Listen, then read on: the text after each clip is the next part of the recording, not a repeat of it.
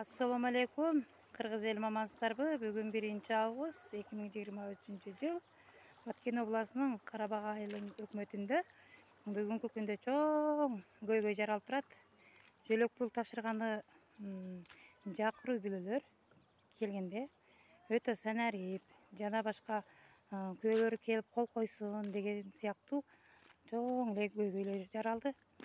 Мына эми карасаңыздар, күн ысты, аябай ысык. Биз жакта 40-45 градус ысык. Анан дагы бир көйгөй Зардал айылында күйөөлөрү ошол жака чыгып тиричиликтерин өткөрөт, күзүндө түшөт. Ошого күйөөңөр кол койсун деп көбүнүн делосуна кабыл албай турат. Карасаңыздар, күн аябай ысык.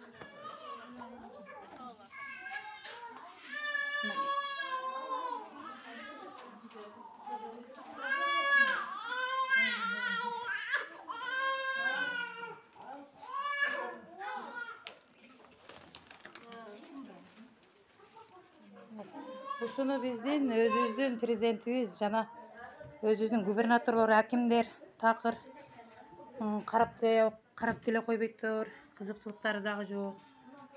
Ошол ушунчалык карапайым элге кыйын болуп турат азыркы учурда. Өзү Кыргызстанда закон барбы? Карапайым элди мындай укугун коргогон чоңдор барбы?